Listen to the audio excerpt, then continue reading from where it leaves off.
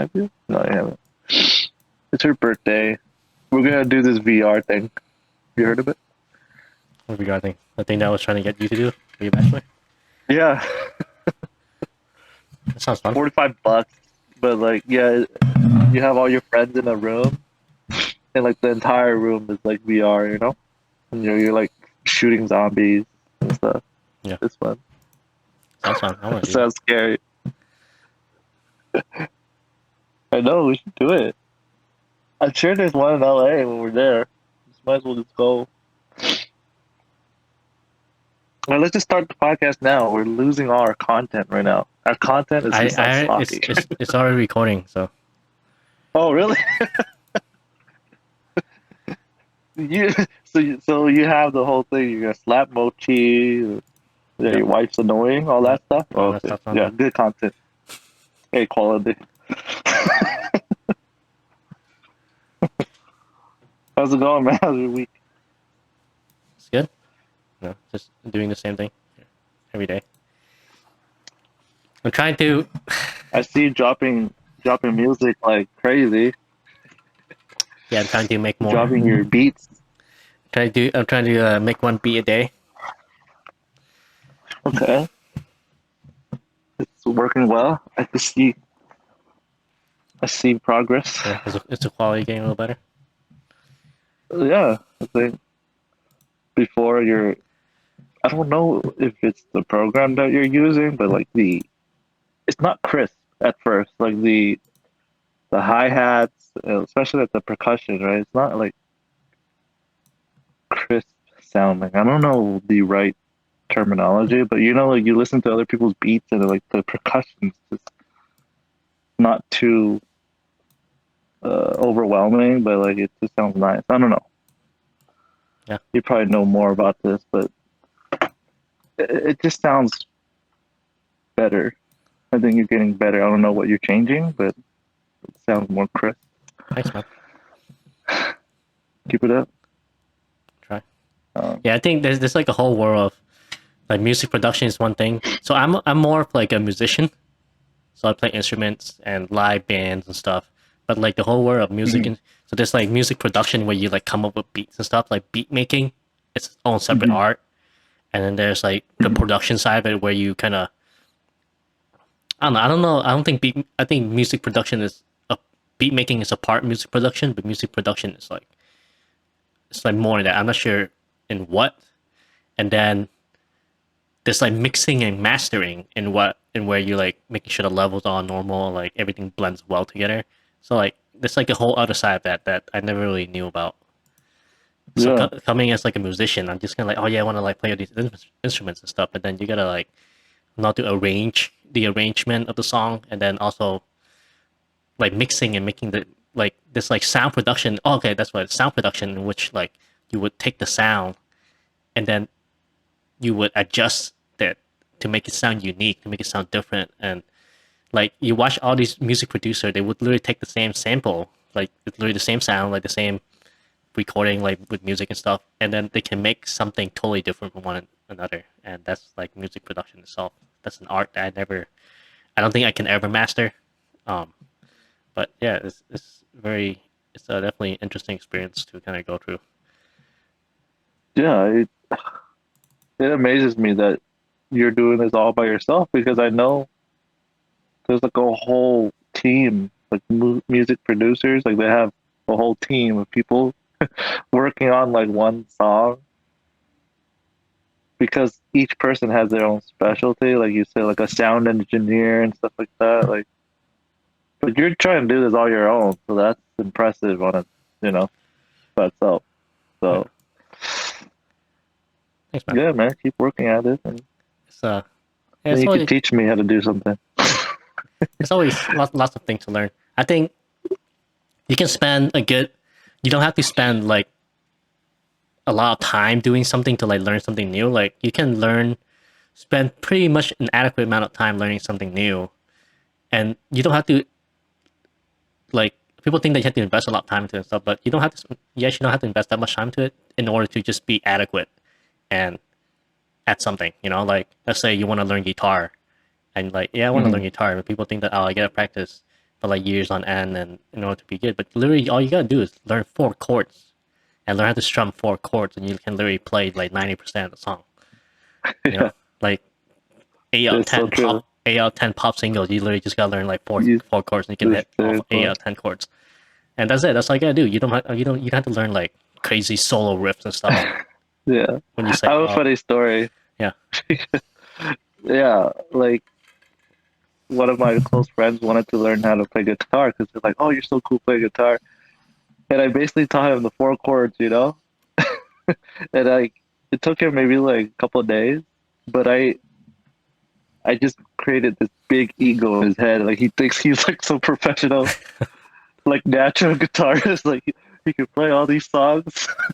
But I never tell him like, this is this is your basic. Like you just have the basics down. It's just that you don't really need to know much to play like 90% of the songs in the radio yeah, because it's the exactly, same chords. But now he thinks he's the best, and he's like playing guitar to all his friends and stuff. yeah. Well, that's something I was talking to my friend about too. It's the remember this the Dunning-Kruger effect. What is that? I'm sure you heard I've that never before, but heard. essentially I think. it's kind of like where people get imposter syndrome from. But so essentially, it explains why like like the dumbest people, like people who are really dumb and ignorant, think that they actually are the smartest, and then you you get to the part of imposter syndrome for like medical students most of the time is where they feel like even though they're highly educated, but they feel like they don't know a lot of things. They feel like they're a lot of lacking in knowledge, and they don't feel like they prepare to be a doctors. That's what Oh, so imposter syndrome, so right? Yeah. opposite. Uh-huh. So it's the Ah, Dunning-Kruger effect, essentially this curve. So it peaks, it has a sharp peak, then it drops down, and then it starts rising up slowly over time. And the x-axis is going to be your competency in the subject, right? No, wait, okay. sorry. The y-axis, your competency. Wait. The x-axis. It, what is it measuring? So it's to measure your competency level Or and the time, like and your experience. Let me look up real quick. Mhm. Okay, so the x-axis. Okay, y-axis your confidence level, right? Like how confident Mhm. you are, and then your x-axis can be your competence level. So for dumb people who think they know everything. But you just said competency twice. Why? Okay, sorry. So y-axis confidence, Confident. Okay. Okay. Okay. confidence the subject, Confident. and then Okay. x-axis competency. So for people Okay. who doesn't know a lot of things but they think they know everything, this sharp peak, and so they have really high confidence. They think I'm so great, but the competency level is actually very low. It's closer to Yeah. the x-axis, right? And then as your competency level increases, your confidence level actually drops. Wow. Yeah, so it drops into it's called the Why are you peak. less confident? It's called the peak of despair, which is where most imposter syndromes and med students hang, because the more things you learn, the more things you Uh huh. realize that you don't know that you still need to learn. Yeah, Ah. Okay. Okay. and then That makes sense. over time, as you learn more things, then your confidence start rising, and also your confidence is gonna start rising along with that. So So it's like a little dip thing, yeah, so it's a like sharp that, right? peak, dips down to a little plateau, little valley trough here, and then Yeah. start rising up again, and it will eventually level up once you hit attending levels or expert level. But yeah, so Dunning-Kruger That's effect. funny. But it explains a lot of the time why dumb people think that they know everything and experts in something. Yeah. I mean, But yeah, nowadays the internet. that's a good introduction to our podcast, guys. This is culture and medicine with Tin and On. Back for an episode. This is gonna be episode Got 5. We are currently, officially based on statistic data. This is probably a few years old, so it might change now. But we are now the top 10% of podcasters. Not humble at all. Hey, this is just based on That's stats, bro. Okay. But the yeah. next hurdle is to be the Sounds one good. that's definitely overcome because now we're gonna hit how many episodes did I say? 21. We're gonna hit 20 something episodes 21. to make the top 1%. feel so cool telling my friends like, "Hey, we got podcasts. We're on Apple Podcasts, Yeah, Spotify, and all yeah, this stuff." that definitely legit. It's legit. I mean, I'm not lying. Yeah, Amazing. but no, Ah, I man, I think gotta set up this camera. we're gonna talk about kind of. I think we mentioned this a few podcasts ago, but it wasn't recorded. It was after we ended the podcast, and I mentioned this to you. And you really Oh, liked the concept, but remember we were talking about how, oh yeah, most of doctors, and I don't want to generalize too much, but you know, you think about it, it makes sense. Like doctors, they get straight out of college, go straight out of high school, never really hold a job in their lives, on average, and we are just so engrossed in this academia, and even when we get out, and a lot of us go into academics, and we're kind of living in our own bubble and doesn't really know how to interact with the normal population, with the average populations, and just with our family and friends, pretty much. Because we just like medicine's our whole life. We made it our whole life, and at the point of this podcast is just kind of help us be a little more relatable, learn about the cultures around us, learn about what's happening, learn how to talk to other people, and be a more well-rounded doctors, as I would say, instead of just mhm. making medicine our identity. Because I definitely don't want that to happen. Totally agree. We gotta we gotta educate ourselves on other things. Speaking of, this whole Twitter thing is going on. Bro, it's been Have you blowing. been catching up with that? I got my Twitter account back going. I think my last post was in like 2016, 2017 when I literally just make up Twitter Dang. to join join like sweepstakes and like giveaways and stuff. That's what I That's used it what I for. did. Yeah. I don't know, man. I feel like Twitter has become more popular now since Elon Musk bought it. Yeah. So that's Oh a big man. breaking news. Elon Musk bought Twitter. Yeah. I 44, don't know how I feel $44 about it billion though, dollars. How do you feel? Tell us about how you feel. because his whole idea of buying Twitter was to make it have free speech, right? So now we're gonna talk about free speech. So he's been going on and on about like, oh, we can't have free speech if we can't have like the far right and far left be able to say whatever they want to say, right? We have to, but then goes that problem is that what if they're endorsing like hate crimes and all these unlawful things on Twitter because that's their stance, right? Far right, far left, whatever. Like when will Elon Musk, come in and be like, okay, like this is like where I cut off this. Um, it becomes kind of dangerous in my mind. And so I think that's a lot what I've been seeing, like people like not wanting to use Twitter anymore because they're against this whole idea of it. But then I did look into it more, and what he means is that as long as it abides the law, right?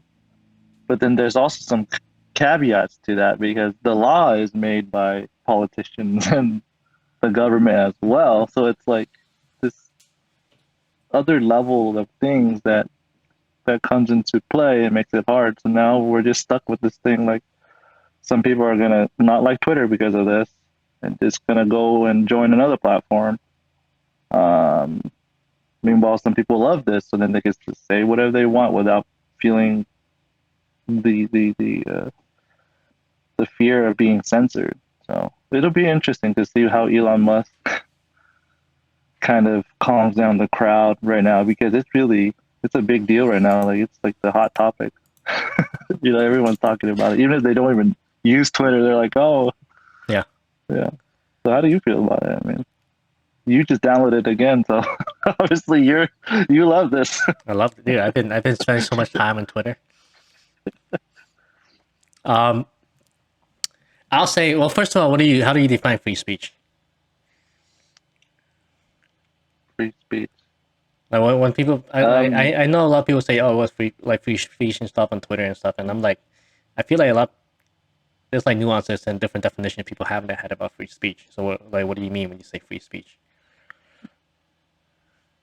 I think you just have the opportunity and to express whatever you feel and your beliefs and your stance, right?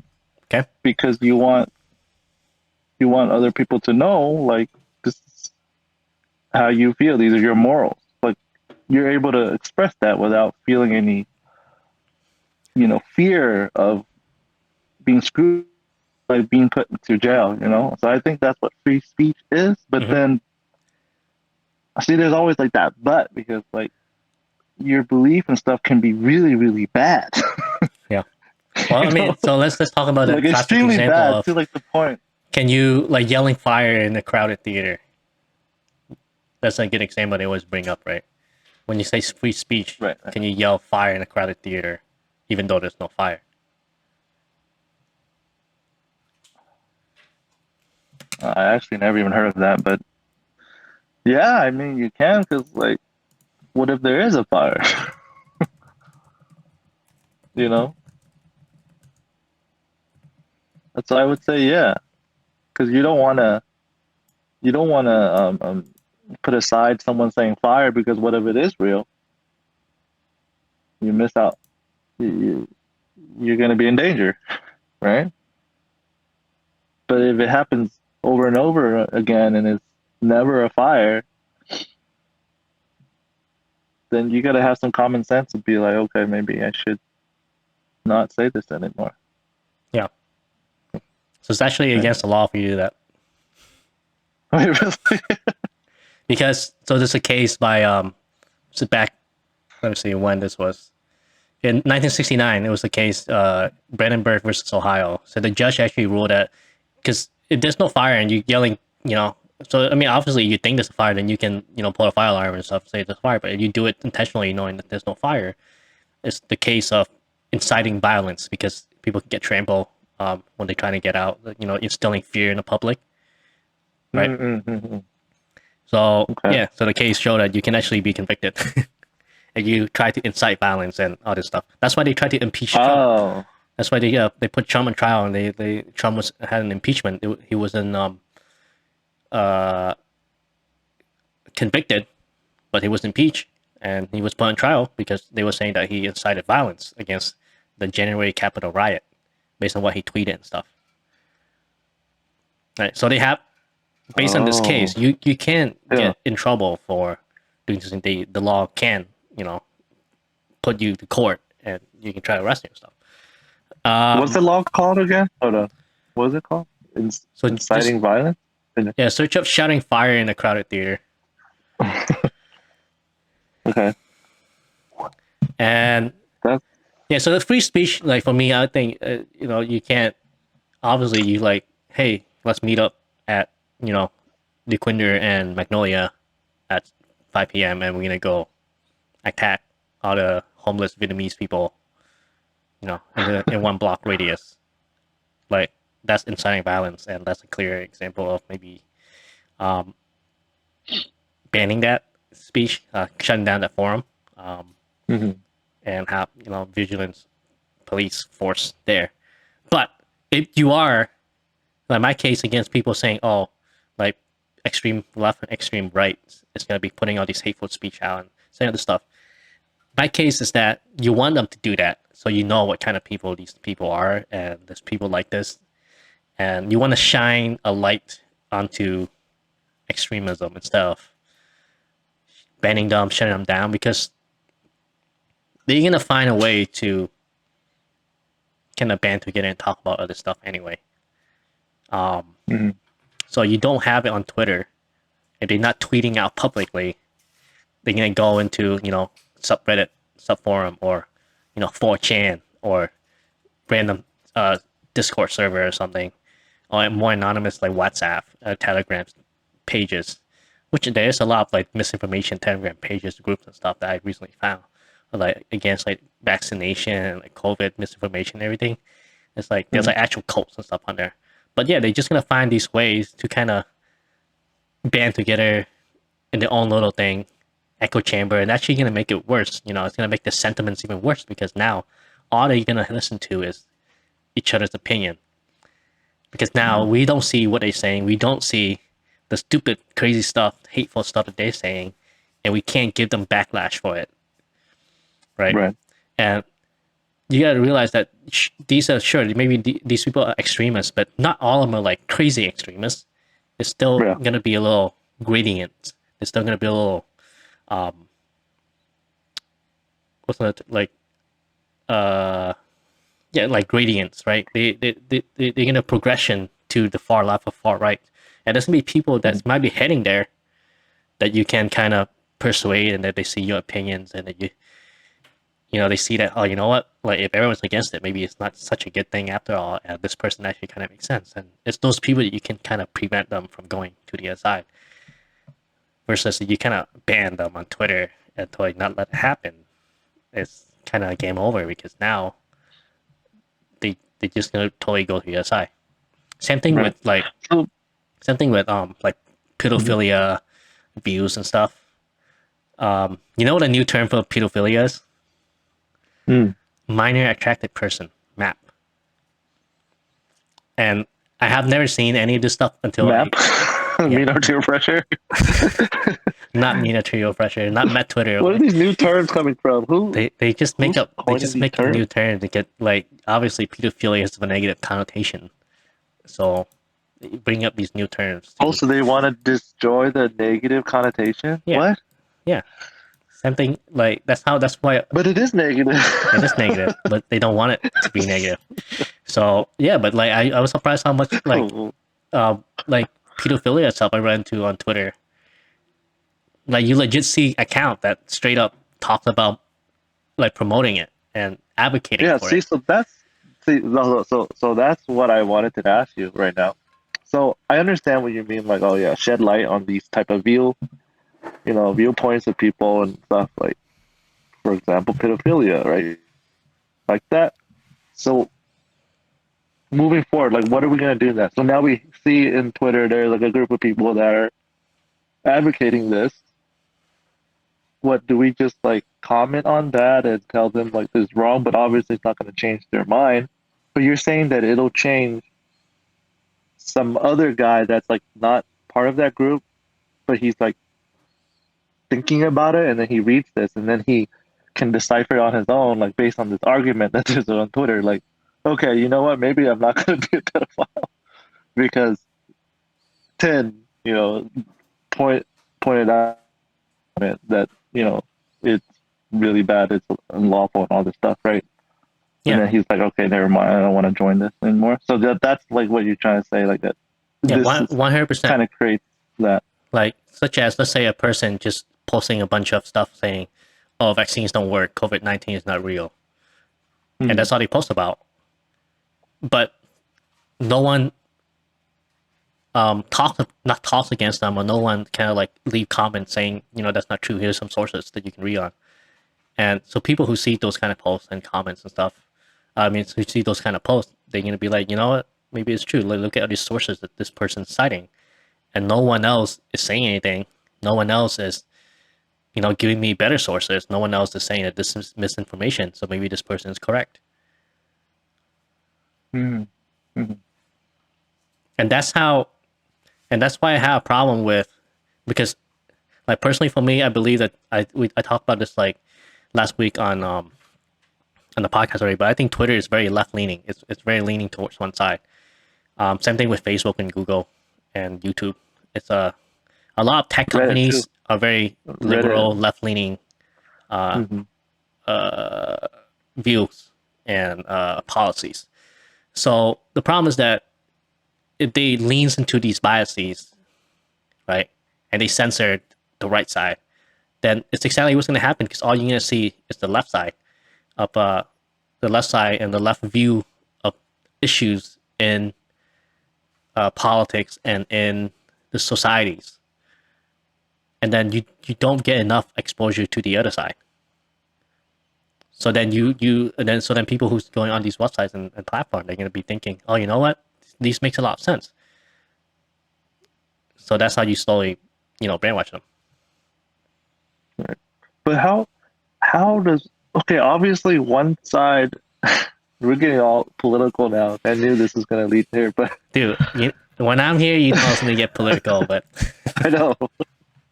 But I had to talk about it. That's what the hot topic is right now. But you okay? Look, I understand that like seeing both viewpoints, shining a light on both viewpoints, can have a benefit for like a person who uses platforms, and then they can sort of decipher on their own what they're gonna believe, right? If they're on the midpoint, but like, how, obviously we know that far right and far left isn't the answer, right? There's got to be some compromise in between.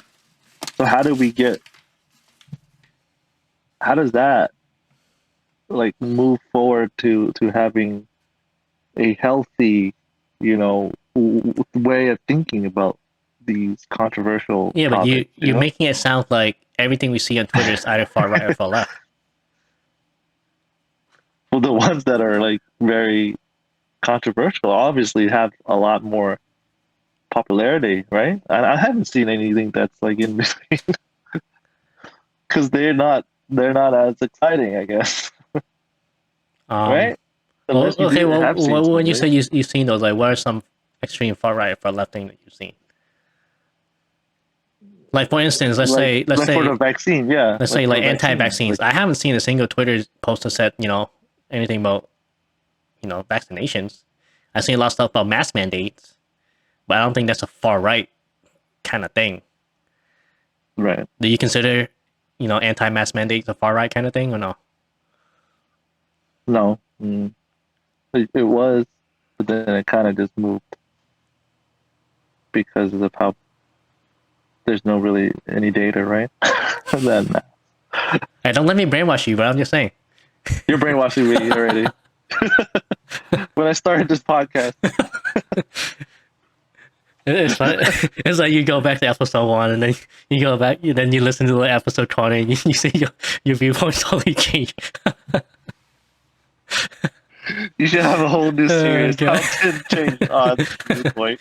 It just be quotes of you saying contradicting things over all the episodes. Oh my goodness. Yeah, well, I don't know, but I haven't really seen much. Maybe I'm not on Twitter as much, but I guess all I see is the far left and far right. So I don't know. What was some far left thing that you saw?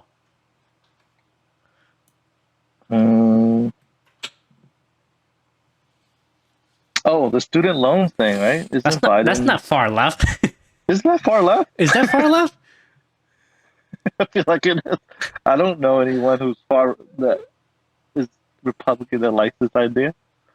Okay, you saying Republicans is like Democrats, but you gotta understand the difference between far left and far right. Oh, okay. Maybe I don't have that definition right. Maybe you educate me.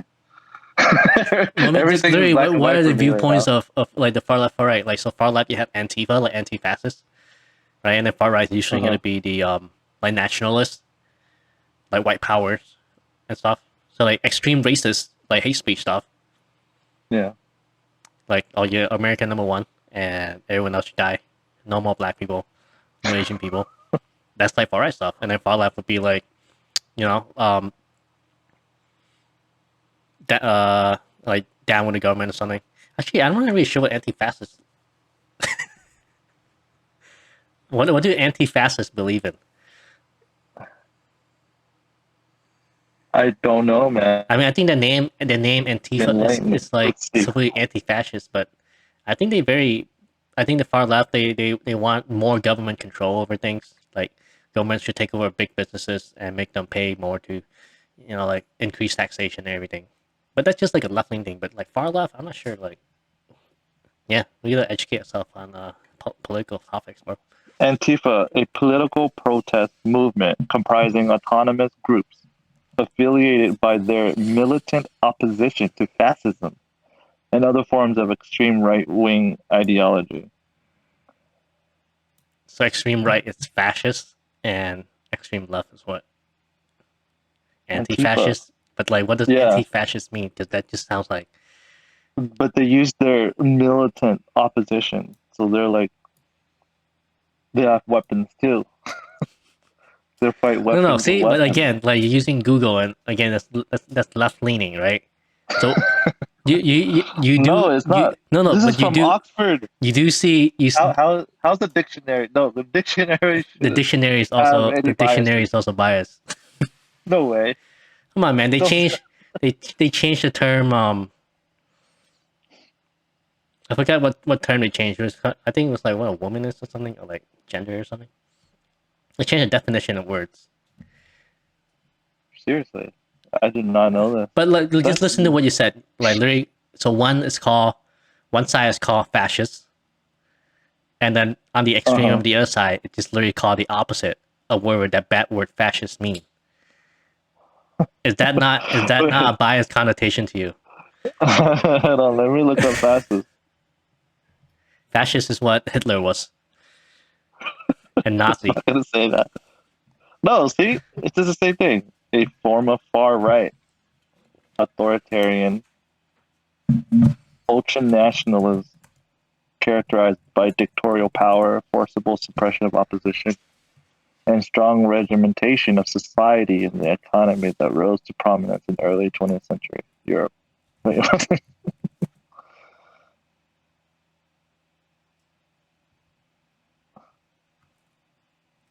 Okay, so that's well, back to what you're saying. So that's basically the definition of far left and far right now. Okay, you're either fascist, or you're anti-fascist.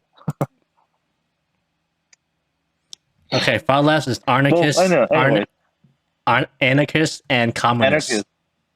Communism. That's what the far left is. When you go totally far left, All it's right, there it communism. is. Yes, That makes sense. yes.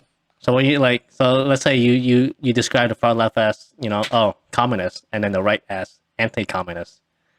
Like, does that not give you a different set of connotations? I see your point. Yeah, So that's my because point. fascist. So when you're using that kind of definition, you call it like, oh yeah, I'm anti-fascist. That means the other side got to be fascist, or like, oh, I'm anti-communist. That means the other side who's opposed to me is going to be communist, and Right. that's not the truth.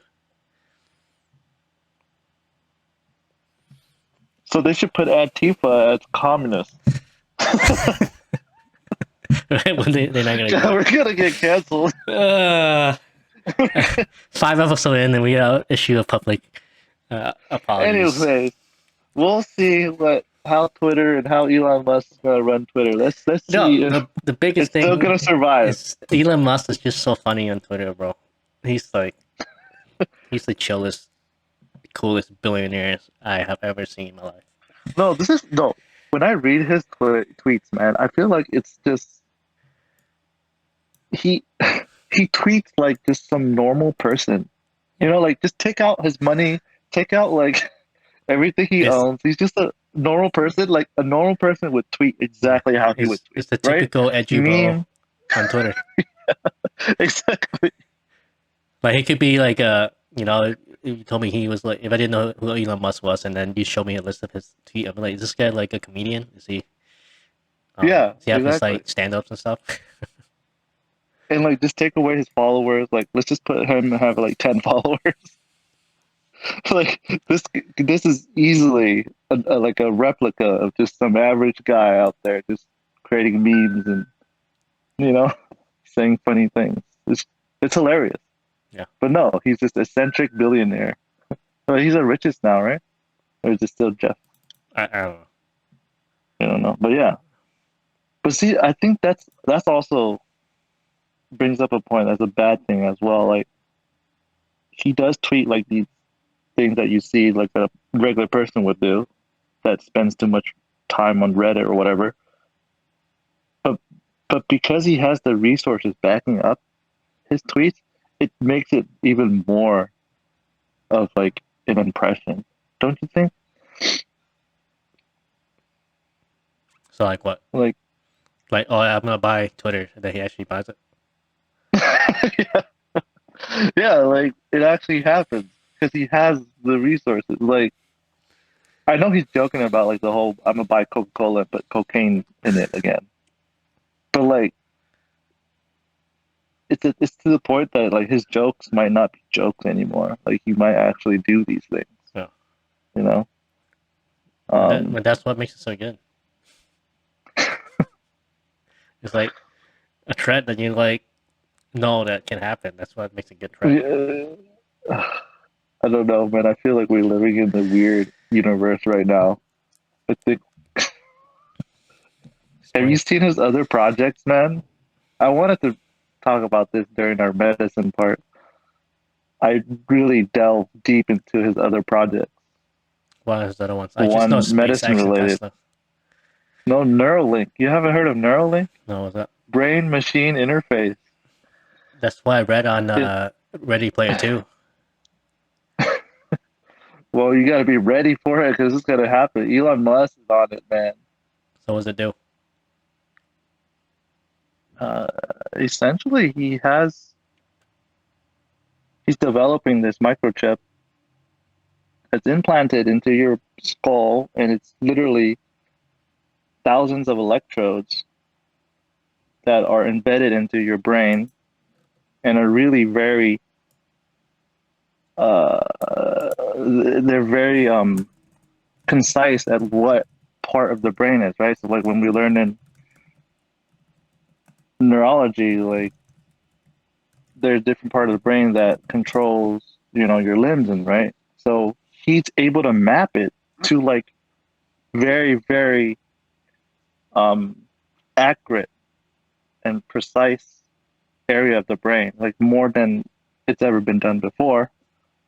So now that he can decode what's the electrical signal in that area of the brain, he can really mimic like motor movements, So he's trying to basically solve paralysis, patients who have spinal cord injuries or they have, a stroke, part of their brain isn't working anymore. He's trying to replicate that. So with this implant, so basically, eventually we can be like superhuman robots, cyborgs, man. Wait, so the Pretty end use intense. is that you can implant that actually have regain control Yeah, of the exactly. limbs Someone who's paralysis. in Yeah, real life? in real life. So right now, I've just researched it. He has a monkey that has his implant. Okay. All right. Here, check this out. So there's this game that this monkey plays. He basically has a cursor that he moves with a joystick. Okay. One of those joysticks that you play in the arcade. And basically, the point is to move the cursor into a square. So it's like a 9 by 9 grid, and a square will pop up, and the cursor has to move onto that square that pops up. And then he'll get that right, and then he'll get like a banana smoothie, like coming out of a straw. And then the square will pop up in different locations, and he has to move it, right? So eventually, he does that to the with the brain implant. So the chip was able to decode what the monkey's brain's activity is, like the firing and like the location and everything, right? They're able to decode it, so they know precisely what electrical signal is required for the monkey to go right or left, or like this degree of the joystick, right? Because it's 360 degree. So they have it so accurate that the second experiment they disconnect the joystick. So the joystick doesn't really do anything. It's just there, right? The monkey still does it. But the monkey is actually controlling the cursor with its brain. So when you see the second video, the joystick's disconnected, and you can see the cursor on the computer moving and hitting the square. Like that's insane. Like I don't know if that's ever been done before. Like the brain is the monkey is literally connected to computer right now. And then the third thing that was impressive with this video is that there's another game that the old school Pong game, where you like um Yeah. you move the like little ball, right? And you try not to have the ball hit your corner or whatever. Yeah, so the monkey is able to play Pong with his brain. Yeah. That's crazy. That's exactly how it would be in like Ready Player One. Like Okay, but how that's would you be able insane, to? man. So I understand that part. You can Hmm. control it via your Yeah, brain, via your brainwave synapses and stuff, brain. Exactly. like with electrical signal right now. But how would that Hmm. help someone who's handicapped, let's say who's quadriplegic or even So hemiplegic? I think Would it in terms connect of like a robotic like a yeah, mechanism exoskeleton to his like the weak side, and then have the brain exactly. control that exoskeleton? Yeah. So he's gotta have. So he calls it a neural shunt, right? So this is specifically for patients that they have their cortex is intact, right? It's just that there's some spinal cord injury, right? Um, so yeah, you're right. He's gonna have an exoskeleton, and he calls it a neural shunt. So he'll know what brain activity is required, and he knows how to replicate that. So then he can connect that to a bionic arm or a bionic leg, right? And do those precise movements based on what the electrical signal he was able to decode, right? To so precisely, it will. If you look at the graph, like he knows if the monkey does like 1 degree, if it's a 360, 1 degree, this is the electrical signal. 2 degrees, like to that fine motion. So like in the future, he's gonna be able to do that for like just a finger, like moving your thumb like this will require this. So then he'll be able to have the person communicate with that, and then they'll just move that bionic arm, you know, the way that they want. I'm like, damn, dude. So Okay, that's and okay, another thing. Oh, do you have another question? This no is finish it. this is why I know it's serious. This is why I know it's serious. Like he's serious about this because he's already thinking about scaling. He's all about scaling things, right? Like when he thought about Tesla, he knew that he had to automate like everything, right? He had to have robots create these cars because there's no way he's going to manufacture so many cars. So he's already scaling this. So you think that a surgeon does this? No, he's already created a robot to implant these chips in the brain. Oh wow. So he's already created a robot to do this precisely, to put, I think, 1,000 or more than 1,000 of these tiny electrodes into the brain. Because no neurosurgeon could do that Yeah, in those precise, accurate. So he like has an analogy to like how you get laser that's crazy though. How would he do surgery that? Because like for eyes people's head and like brain and like are skull different. would Yeah, all be so all different. How would he even map that out? It's he's already insane. done it. He did it He's from already done it. Are you sure? no, not to a human. He Of did it like from to a like pig chimps and and stuff. then now to a monkey. Yeah. Yeah. So he's able to adjust it, based on different mammals' brain, right?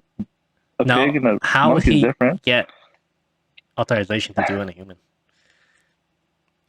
Well, then that goes into the clinical trials and stuff. They've already, I don't know. There's a whole a podcast called Neural Pod.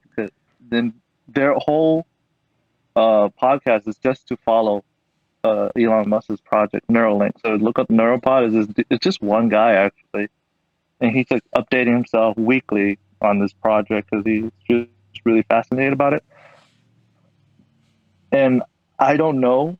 I should research it more, but I don't. It's like he's trying to get FDA approval and all this stuff for that stuff because he's ready for it. Literally, upscale of this.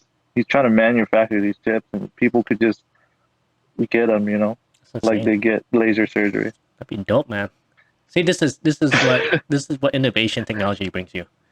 And this entire time you told me though, like, so on the public eye, as for those people who's quadriplegic and hemiplegic, but come on, man, he's working towards like a working Iron Man suit in real life. No, for sure. Um, See, but that's the thing this about remember invention that or like scene? Remember that scene innovation. in Iron Man where Yeah.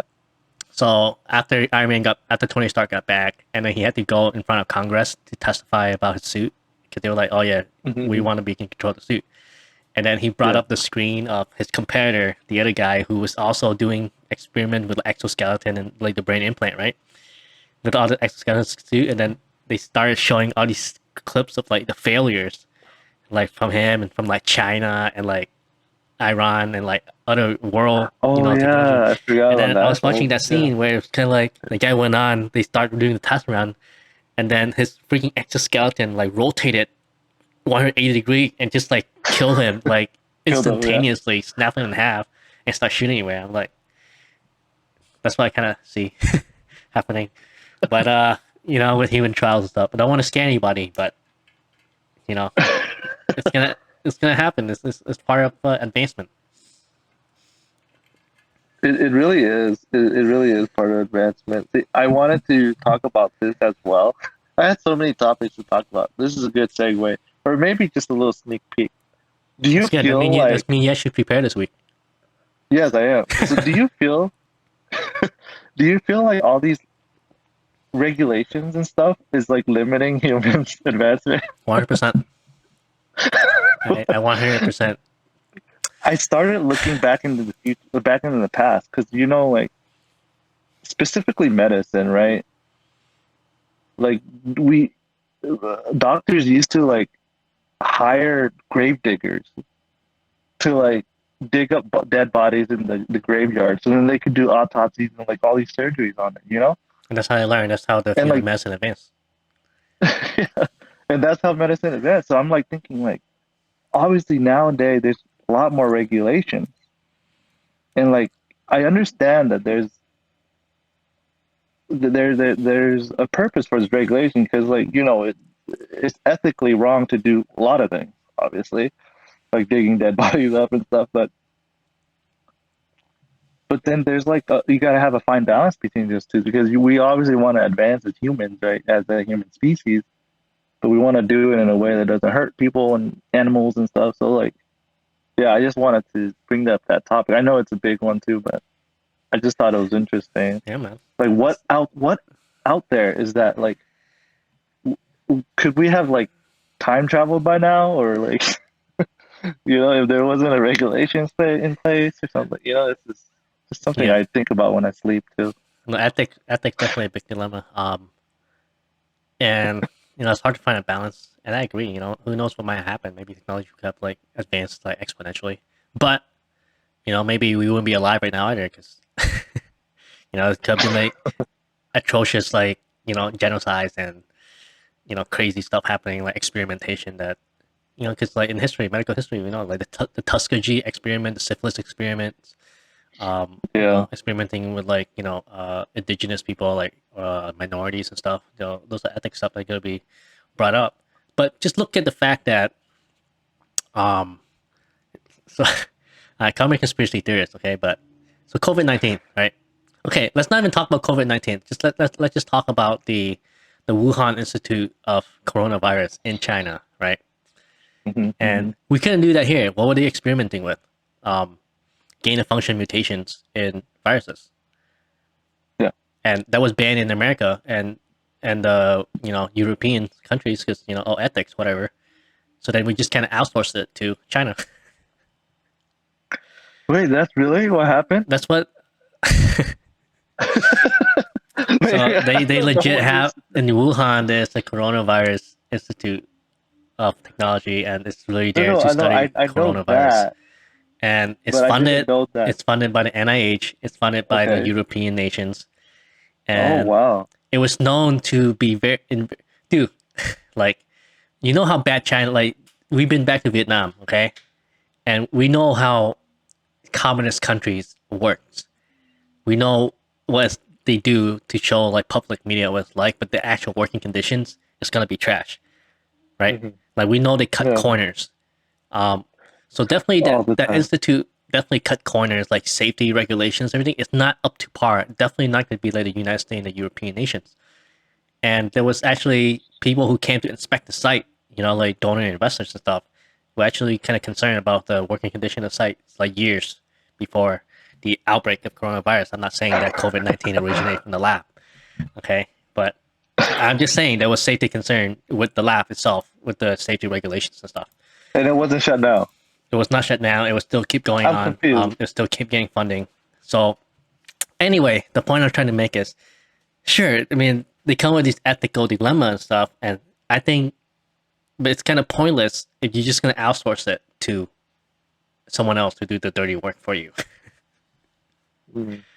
Um, Yeah. but so yeah, it's gonna be. But again, I agree that it's gonna hinder progress and innovations. So it's tough to kind of decide regulations and stuff. And unfortunately, like, come on, man, like, who do you think in the political regulations, like all these people in the regulations committee, actually are innovators and are actually scientists? Like, I don't think these politicians actually know what's good or not, and what to ban and what Well, not to ban. there supposedly we hired. It's a democracy, right? So we voted for them to be in the position because the public think that they have the best interest, right, of the Yeah, public. see, but the Right? That's problem the is whole that will point. public vote them into what to these positions? Sure, I agree with you, but the problem is they the one deciding a lot of things like economics, like housing, like land development, Mhm. like science. Like maybe they're not the one deciding that, but they're the one deciding who to bring in, the experts to bring in, and we don't get a say in any of these others, like subcommittees, right?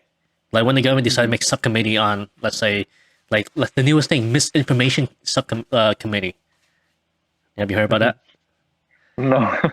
Yeah. But So yeah. so the government, so after Musk bought Twitter, the government's like, we need to make a misinformation or disinformation committee to kind of decide what Wow. disinformation or like fake news or like fake information is going to be. And so just like more censorship and stuff. But who decided to put these people in? It's not us. No, that's right. And we didn't choose them. These politicians, the people that we elected in to make these kind of decisions. Mhm. We like when we vote for these people in, it's not like, hey, he should be good at picking people who's going to be good at discerning information about what to censor Yeah. and stuff. We did that was not our mind. It's just kind of like another. I. It's just another idea, or like the person that we elected, and then their idea of hiring or creating this committee. Yeah. I think and we just have to trust them. I guess that's interesting. I don't know what just happened. Can you see me? Okay. Well, how did we get to this topic? Oh yeah, regulations and stuff. Yeah. So I don't know. I wanted to look up like specifically different type of things that have been halted because of regulations, because that means that somebody out there had an idea to do something. Like Elon Musk's Neuralink thing.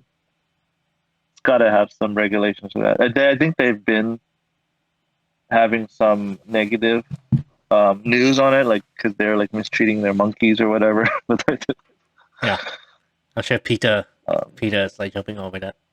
yeah, for sure. See, like, but and then if you have all this kind of regulation, we would never get anything done. There'll be no Yeah. scientific advancement. So, yeah. So, kudos to Elon Musk. Yeah, I'm excited to follow up on this And Neuralink. then the If you thing guys, that's like annoys me is that everyone's coming in Twitter. It's like, oh, he just spent 44 billion on Twitter. He can spend all that to end poverty and homelessness and hunger. What do you say to people who say those things? Or are you one of those people who say those things? I, I, you know, I'm always the person that kind of just sits back and just read and like watch these things. I don't. I'm not in the forefront of it and like trying to, stand on my soapbox. I know that term now and say this thing. So, but I do have opinions on it though. Um, I'm more of like the logical guy when it comes to this. Like, can $44 billion really solve this? I feel like in the grand scheme of things, $44 billion is not enough, to solve poverty. Like that poverty is it's it's a big thing. That's why it's not been solved. It's not that easy. Money isn't gonna buy everything. So like one guy could lose. what have you heard of that guy that won the lottery? He like lost 456. One guy lost $456 million in like 2 years. I'm sure it's not the case like that. Like, I think yeah. So like like, I don't how's know the $44 statistic. billion dollars I gonna think be? 90% of lottery winners end up back to zero, Yeah, if not in because debt after like I think like a year or like 5 years after they won or something. mhm. Like So ninety like percent. my point is that money doesn't solve everything. That's what I'm trying to say. Like, so Yeah. logically, I don't think $44 billion, unless if that person that tweeted like, oh, you should have used $44 billion to fund an organization to, solve this thing. Like, okay, maybe that's a lot more logically than saying like $44 billion could solve poverty. There's a lot of logistics that has to come into play, and I think $44 billion is short of that. That's my opinion. What about you? I have very strong opinion about this, but well, first of all, like you gotta define what poverty is, right? Like compared to the rest of the world, people consider who living in poverty in America the lowest, like fifth percentile population. America is actually richer than most of the world. So, like Hmm. when we say living below the poverty line in America, those people living below poverty line in America is probably living better than 80% of people living in Vietnam. So, what do you mean by Hmm. when you say poverty? First of all, like define what do you mean by poverty? Like, is it hunger? Is it not getting enough food? Is it like physical safety? Is it not living in a one like 2-story house? Is it not owning a car? Is it not owning land? Like, what do you consider poverty? You gotta first define that before you say end poverty. Right. Okay, and I'm guessing when people say poverty, they mean like I don't know. When you're saying poverty, what are you thinking of? Like Africa, or are you thinking of like the homelessness and stuff in America? I'm thinking about the homeless epidemic that we have. Yeah, so I was saying homelessness in Yeah. America. Um, Yeah. what makes you think money is gonna help those homeless people? Like, aren't a majority of like I'm not gonna say a majority, but a lot of homeless people have psychiatric mental health issues. Giving them more money is not gonna help them. Yeah. Okay, a lot of homeless Hand in people hand. have drug and alcohol abuse. Giving them more money is not gonna help Mhm. them. So, I agree. That's so what I was saying. my Like the point, 44 billion, the like my money needs to go into infrastructure. Like right, it's it my doesn't go into the pockets of people who are my poor, point is right? Is that that what you're trying to say? poverty is like a multifactorial, It multivariable really is. issue that can't just be solved by throwing money at it. It No. makes absolutely no sense to me when people are like, it's like, oh, look at all this money you had, you can't use it to end poverty. I'm like, no, you can't. There's a lot of things you gotta do to end poverty. Education, Yeah. right? There's a lot of reason why people become poor, right? Could be education level, could be coming from abusive household, could be from Yeah. decisions that they But let make. me let me support this tweak though, okay? Let me be the devil's advocate or whatever. Please. Um, I think what they're trying to say is that the $44 billion can be used in a better way than buying a social platform.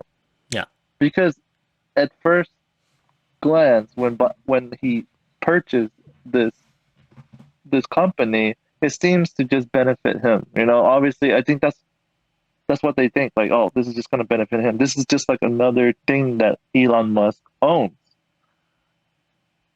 Um, in contrast, he could have used that money to fund like charity or like an organization that helps with like the homelessness problem. Like BLM, Like not physically, huh? like BLM. Be a, what Black Lives Matter? What is that? Yeah, the What Black do you Lives mean? Matter organization. Does that end homelessness? I don't know. I haven't. I mean, they help with I don't think that's they for help with homeless they help people. with. I mean, they supposedly help with Oh yeah, I mean, black community and equity and stuff. I don't have specific organizations in mind, but like I think that's what they mean. Like it's not to like put money in those people's pockets because like you have a good point. Well, homelessness comes hand in hand with you know, psychiatric illnesses. Um, so like it just needs to. They're just saying like this 44 billion can be funneled into these programs, these institutes that can help solve this problem. You know, it might not be enough still. I feel like $44 billion is not enough to solve it completely, but maybe it can be enough to get it going, to get it to progress to the place it needs to be, you know? Because it does require money to like hire the people to build these facilities. I mean, maybe we need more facilities to treat the people who are homeless, you know, like their mental illnesses. Because this is great that you brought this up because I my psych rotation was amazing and I learned so much from it. Not so much like the patient interaction, although there was a lot of that too, but like just the um I guess like the system is just so fragmented and broken. Um it's like a constant wheel that a person who's homeless and also suffers from schizophrenia, they get stuck in this wheel of like they start out on the street, right? Because they're schizophrenic, they like freaking out, they don't know what's going on, and they don't they either get put into the emergency department, right, or they get into crisis, which is like emergency for mental illness. They get in there, they get stabilized, right, and then they get transferred to a longer facility that can keep them and like help them sort of function, but like in a very contained place. But then once they get in there, they actually get lost to like because there's a lot of legality to it because you know you have a defense attorney, like everyone has the right to have an attorney, right? And the attorney's job is to be on the hand of the schizophrenic patient, and then some do a really good and convinces the judge to let the schizophrenia go. And then he goes back to the street and does the same thing. And he becomes homeless and like loses everything. And then he gets put back into the wheel again. So like how the doctor that I was with, Dr. Silver, he really advocates for a big institution like the state hospitals, what they used to have, like 10,000 or 20,000 people, where they live there basically and are able to function in a really huge controlled environment. But obviously that was taken down and fragmented because of those regulations. They saw that these people were being mistreated and all these things, you know? Yeah, it started, So yeah, back in the 60s, 70s, exactly. or So 50s. anyways, going back to what I was trying to say, like the $44 billion, it is not easy as saying it gives it to all this homeless community and help them. No, it's to fund these regulations, these facilities institute. I don't know the solution, but maybe $44 billion can help you find the solution. Yeah, and So that's what I'm I have trying to no say. problem with that. They come with solid. Yeah, If these people come with solid solutions, solid plan. he can give them money. The problem I have with that too is that, and I vow I'll never give money to like an organization ever again, unless I actually work with them and know exactly what they do. It's the money get wasted. You can't. You've been hurt. You Which can't. organization? You can't trust. Like, dude, come on. Like, prime example, Black Lives Matter organization. Where does the money go at all? They get millions of dollars in donations. It didn't go to any of the community it was supposed to help. All it goes towards is advertising. Mm. Like, look into that. Look into the controversy.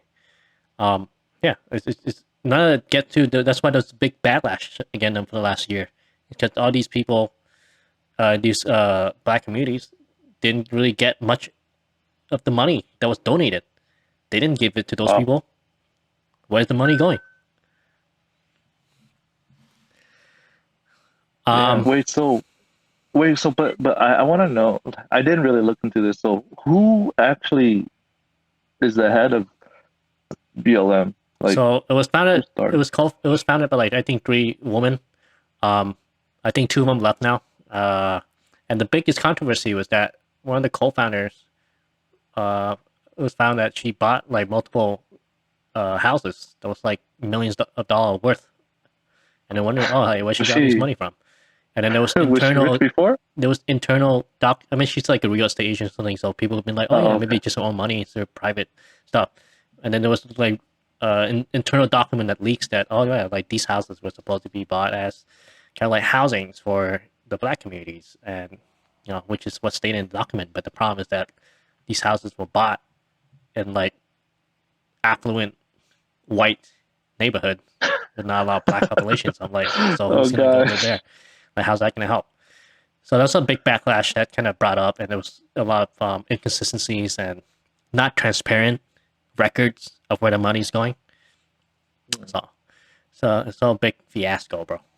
And then the BLM Wow. organization essentially kind of came out and state that, oh, it's our organization is not really to give money to the community. It's more of like a promotional, like it's more of like Yeah. political organization. Yeah. It's not necessarily like a like what we think of as when we think of like a nonprofit organization where they kind of come out to the community and help people. It's more like a political organization where they raise awareness and you know get funds and But then nothing gets done. exactly. Wow. But the thing is that a lot of people, when they hear about this stuff, they didn't know. They thought, oh, like donating BLM is going to help this community, but and they weren't Yeah. transparent about that. It's kind of like misleading, Like they use the same name as the whole movement, BLM. Hmm. That's a prime example of just like an idea that was probably initially a good idea at the first, but then it just kind of transformed into something You get just twisted. like you said, like a political party kind of thing. It just gets twisted, and now it's just, dang Yeah, man. but that's why I don't trust anyone else with my money because no one else is going to take as good care of your money as yourself. Yeah. That's why California spent millions of dollars into building, the tram track from supposed to go from NorCal, San Francisco to SoCal. That's not happening, is it? No, it didn't. It didn't finish. It didn't even make it past like Burbank or something.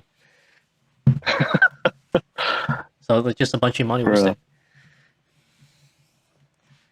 where does the money go? I donated money to something. I forgot what. Oh, it's mental health. Something about mental health. But like it was a it was like a Pokemon. It was like a Pokemon YouTuber. Okay. He's like, "Oh, donate $5 to this mental health thing, and then you have a chance of winning Pokemon cards." So Yeah. I don't know if my money went anywhere good, Well, you did. but I also You did not just win wanted a any Pokemon Pokemon card, cards. bro. We all know why you donated. Yeah, No, but yeah, the only organization that will ever donate to now is just be Good Samaritan Medical and Dental Ministry because I actually work for them. Um, yeah, and then in the future, I'm gonna have my own foundation. It's gonna be the Tin Shoe Foundation. Where all my money's gonna go, and then I'm gonna decide where that money goes. Probably like churches and that I work with, and maybe churches in Vietnam, to help with like orphanage and churches and stuff. But yeah, I'm yeah. gonna control my own money where it's gonna go. Anyway, Nice. that's good, man. We had the 1 hour mark. Yeah, we are. That was good talk. Probably pretty good transition. I mean, did you have anything else that we wanted to talk about? I feel like you. No, Feel like we talked about all my topics. that's good. But That's maybe good with that's me. like, We'll talk about medicine stuff. yeah. I mean, I was gonna talk about evidence-based medicine again, but we already had that conversation. We can talk about it again. No, that's on your mind. No, just a little snippet. I think just to add a little bit more. I think we kind of Um, after looking back again, not I think I kind of derailed that train of thought that you had with evidence-based medicine. So we can talk about it again.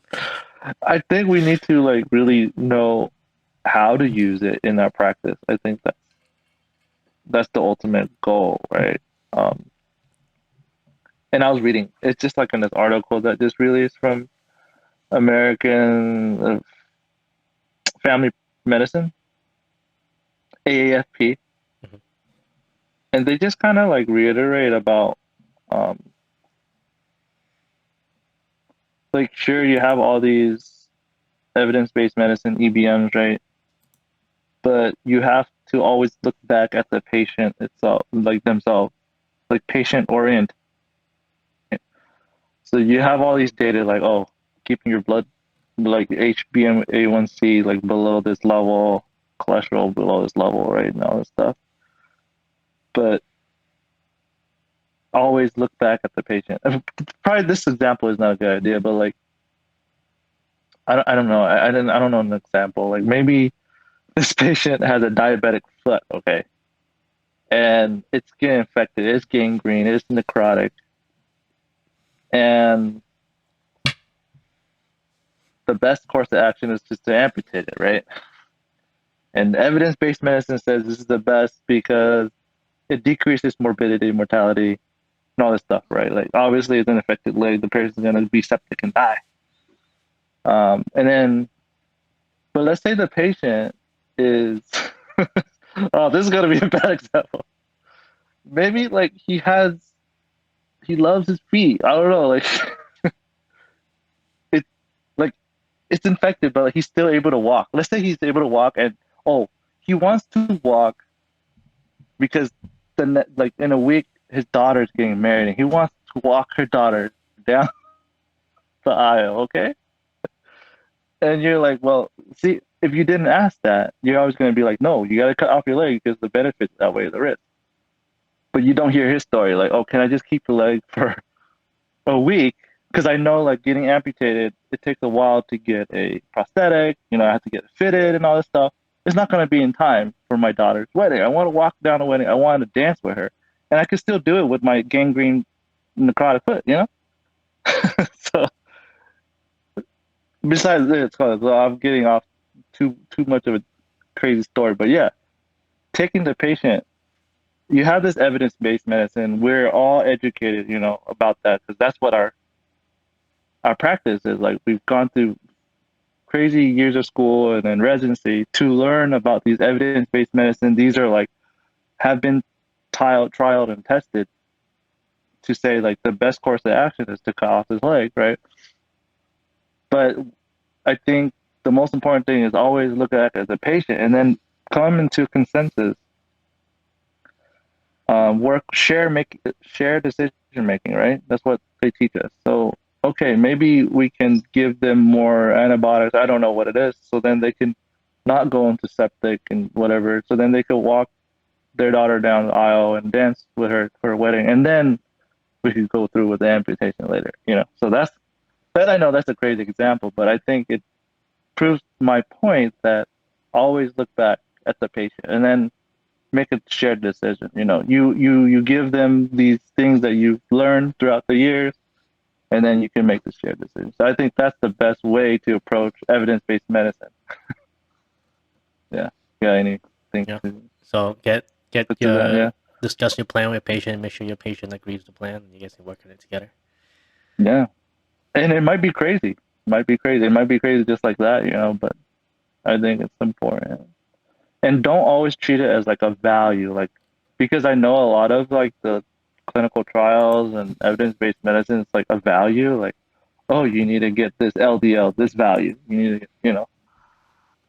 But if you look back at the patient and they're like suffering because it's so hard for them to go to the gym because they're like super massive overweight, and you're like, oh, your LDL level is low enough.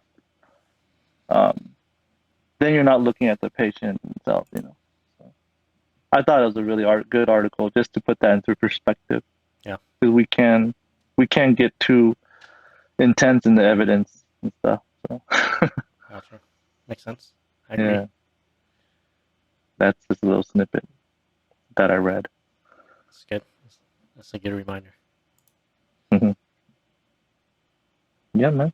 I think it's. I'm so excited about this podcast every time, man. can't sleep on Friday night. I can't sleep because I'm Yeah. like, I have all these things to talk about. I have those Yeah, thoughts I gotta get out of my brain. yeah. It's amazing. Like I told you, I remind you all the time. Once this stop becoming fun, I don't want to do it anymore. But yeah, I need it. Since you're doing all this, you're like basically the producer, though. I want to help in those regards. So listeners out there, Tim's producing all this. I'm just like a talking face and mouth. He does all this. So yeah, thank you for that, man. So yeah, man. So And when I get back, yeah, we'll get together and I actually have it in person, and then you know work with responsibilities and stuff. No worries. yeah, yeah. I mean that Cool. in that sense, let's talk about the USPSTF actually recommends no more aspirin use for anyone 60 or older. Have you seen that? Because the risk is high now, or what is it? No, I Yeah. haven't. So like before, so the USPS is the United States Preventive Service Task Force. So essentially, they give you guidelines like from A, B, C, D for the listeners out there, and kind of like give you guidelines on, or should you know, do these kind of testing? Should you give medications and stuff? Usually for preventative cares. So the before the evidence kind of not really shown, but the thoughts and the guideline was, anyone over 60 years old should use aspirin. So aspirin is going to be used as a blood thinner to kind of help prevent risk of MI and stroke, ischemic stroke. I mean, and it was based off evidence that kind of showed there was a decrease in, the MI and ischemic strokes for people who's 60 or older. But now, with new studies and new data shows that, so if you're 60 years or older, so it's actually a D grade now. So it's actually not recommended for you to start aspirin anymore. And you do still have a small net benefit in people who's 40 to 59 with a 10% or greater 10-year ASCVD risk, the cardiovascular risk, the calculator that we may be using. So you 40, 59 with greater than 10% ASCVD risk, then it's a grade C recommendation. So small net benefit, you can use it you want, but it's up to the discretion of the patient. So the patient will start or not. But for people who's 60 or older, no net benefits. Wow. Yeah. What are the just to remind me again, like I guess before, so it benefited them to decrease it. So what were the risks? Yeah. So the Is it risk is of it so when you is it take because the aspirin, risk now?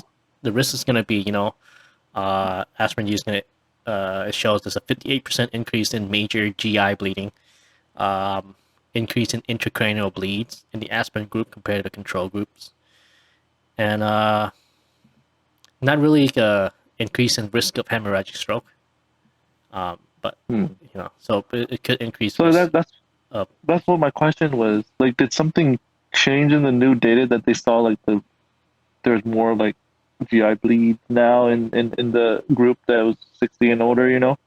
To the point where it's not beneficial anymore. Is that why? Or like, Yeah, so it's like, I don't know. so if you 60 or older, but you had previous heart attack, a stroke, or other cardiovascular issue, you should still take Then aspirin. It's aspirin. still Yeah. it's still Okay. recommended. But if you're 60 or older and you don't have any kind of risk factors or anything, there's no need to take aspirin as the risk for these GI bleedings and intracranial bleeding, and you fall and kind of like increase bleeding. Yeah. Literally anytime anyone go to the emergency room and they're like, you know, 50 or 60, it's always like, oh, is this person And a they blood fell. thinner? Because Yeah. it is dangerous. So yeah, so it's pretty much the benefits would not then the risk outweigh the benefits because Nice. it didn't show them enough of a like preventative decrease in these MI and stroke for them to suggest it. Mhm. So you're saying that coming July, you're an intern. Your first inpatient, comes Well, I was trying to in be an and outpatient patient. Oh yeah, outpatient. I mean, yeah, you don't really change their home medications when you're patient. Okay, outpatient clinic, right? You're like, oh man, this guy's 65. He's actually pretty healthy, but like previously he was told to take aspirin. He's been taking that. You're confident enough to Yeah. say So to I tell would. your priest out there, you know what? Based on this guideline, I want to stop him from taking aspirin. You think you're confident enough to say this I just be to like, your oh yeah, attending? based on the new USPSTF guideline, I don't think we need to start him aspirin. That's Yeah, something. That's that's good, something. man. Yeah. And then that ties into my next point. So we're talking about, risk to benefit ratio, and then we talking about the number to treat, right? You remember the statistic stuff, like number to treat, needed to treat, and then Yeah. number needed to harm. Hmm. So there's no point using, let's say, for aspirin itself, like right. The reason why they kind of took it off for 60 older people because they saw that the number needed to treat was like way too many people for just one case. Let's say you need to give aspirin to 6,000 people in order to just get one person of that case to prevent a stroke That's an MI. horrible. Yeah, That's not worth it. That's the whole point, right? yeah. So let's talk about the new Pfizer pill. Have you heard about it? Paxlovid. Oh, Paxlovid. Yeah, Paxlovid. Yeah, yeah. What do you know about yeah. Paxlovid? I just know the name, man. Yeah, basically smart. Like, yeah. I heard Paxlovid. Yeah. Yeah, but it's a brand new oral pill from Pfizer. And remember Vice President Kamala Harris got COVID recently. She's Hmm. taking triple vaccinated, got boosted, and she's taking Paxlovid. It seems like she's doing fine. But yeah, Paxlovid is essentially a combination drug, nirmatrelvir and ritonavir, antiviral. So Wait, more wait, similar. sketchy. Hold on. Don't tell me. I'm still, still studying. Ritonavir. Is that a protease inhibitor? Right? Okay, No. Yeah. What's the first one? Remdesivir. nirmatrelvir. These are like weird names. Okay, so Read them it's an eventually. antiviral plus a protease inhibitor. Protease inhibitor enhances the antivirus somehow, right? That it? Did I get it right? Sort of? No. I mean, it said here that the ritonavir, which is the protease inhibitor, is supposed to um, shut down the nirmatrelvir's metabolism in the liver. So it's essentially just there to kind of help keep the nirmatrelvir level high in your body, and your body Ah, don't eliminate it. cool. Yeah. Oh, okay. Yeah. Nice. But I think the Okay, go nirmatrelvir, I on. don't really Sorry. know what I think that's must be the new drug, right? Yeah, I think that's the new drug. Yeah, but essentially Yeah. antiviral used to treat COVID. And see, the problem is they're promoting this, right? They're promoting this Paxlovid. The government bought.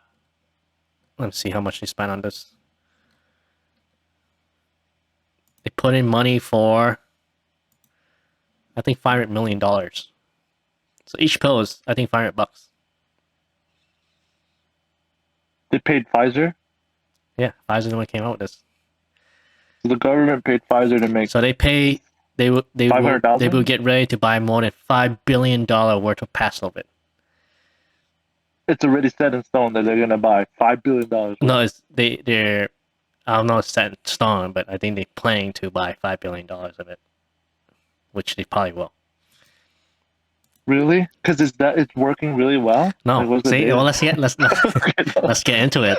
Well, that's why I brought this up because we talk about number need to treat, number need to harm, and there's got to be scientific evidence based reason for why you're using this drug. Okay, so this article was written by, and I really like this doctor. He's I think he's one of the more reliable guy that I trust on the internet. So Dr. Vinay Prasad and Dr. Todd Lee. So Dr. Vinay Prasad, he's a shoot man, he's a Wait, is he UCSF. the Medcram guy or no? No, he's not. He's not a Medcram guy.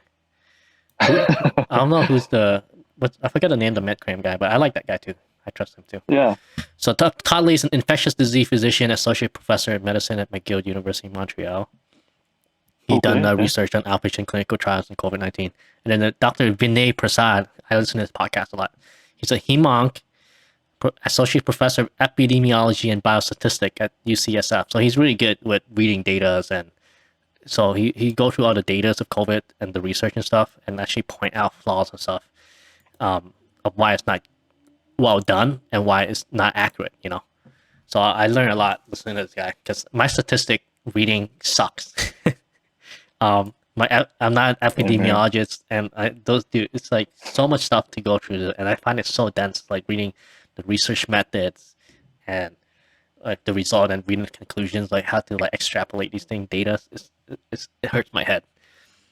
Yeah. Anyway, so Paxlovid. So FDA approved it for emergency usage, right?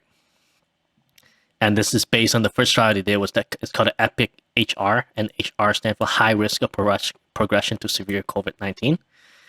So the trial showed that there's an 89% risk reduction for being hospitalized for COVID or dying. Okay. So that's why. So they come out and they say that Paxlovid lowers the bad outcomes by about 90%. But the problem is that you gotta 9 and 10. What? So if 10 people take it, then I'm just trying to interpret it. So if 10 people take it, 9 out of those 10 people will not have a severe outcome, and 1 will. Yeah. Is that how it works? Yeah. Okay. But the problem with that number is that that's a relative difference. It's not an absolute risk reduction. So just like 2 cents, if you say that 2 cents compared to 1 cent, 2 cents is 100% more than 1 cent. Does that make sense? That's absolutely. So that 90% is just a relative difference. So the actual difference, the absolute difference they found was actually only 6%. Okay. So 6% is actually, I mean, it's not too bad. It's decent. The 6% reduction? That's small, isn't it? What? 6%? Like, so if I took the pill, if I got COVID, and I took the pill. There's only a 6% chance.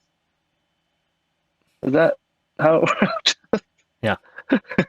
All these percentages, I'm bad at statistical reading. This is how they manipulate data, right? You like instead of taking a look at absolute risk reduction, they take a look at relative risk reduction. Because it sounds better, not 89%. Because you're comparing, let's say apple to oranges. Well, I'm not gonna say comparing apple to oranges, but you're using different metric points. Okay. So then the problem is also that in order for you to participate in this trial, you have to be unvaccinated and had not previously had COVID-19. Oh, okay. And then, so beyond this, you have to have at least one high-risk condition also along for you to be in this trial. So they chose anti-vaxxers and unhealthy people. Essentially, yes. That had not had COVID-19. See, and then the problem is that you can't generalize the population because why? This list excludes most Americans, most of the people we know, right? Most Americans do not have high risk, comorbidities criteria, because they're not older, right? High risk criteria is like elderly and then like obesity and stuff, and then 78% of Americans have gotten at least 1 dose of the vaccine already. So it's not like you have a bunch of unvaccinated people running around. And another 140 million Americans have had COVID-19 already. So, like this population they're using is, not really generalizable to the current population, first of all, okay?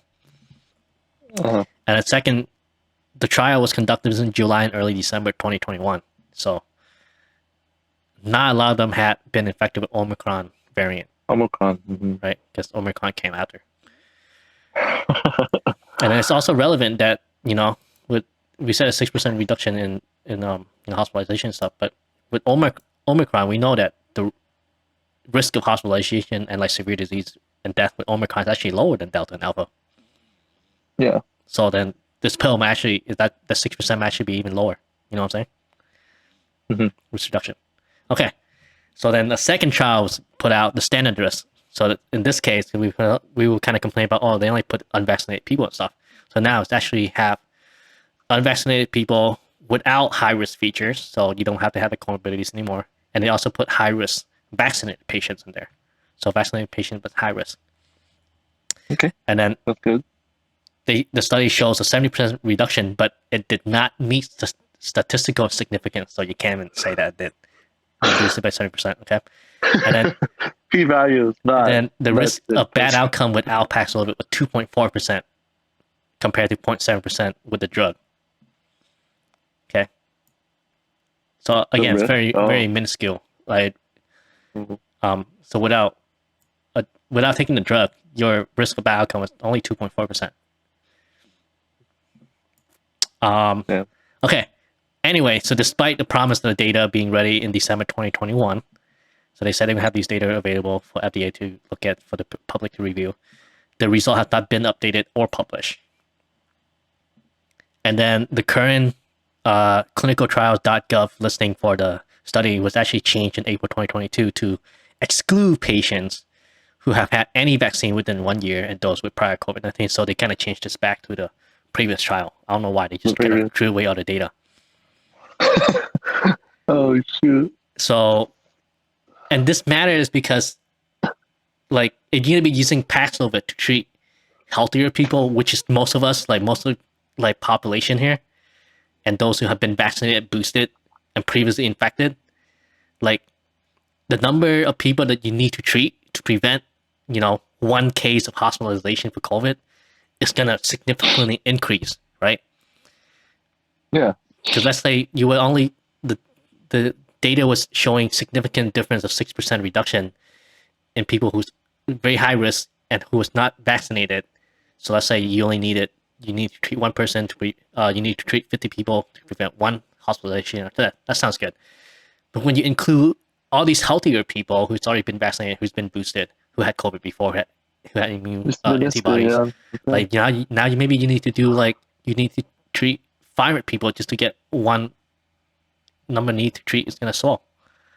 So that's the problem. But the same thing we have with, that's why I brought up aspirin first. So we kind of tie it to here.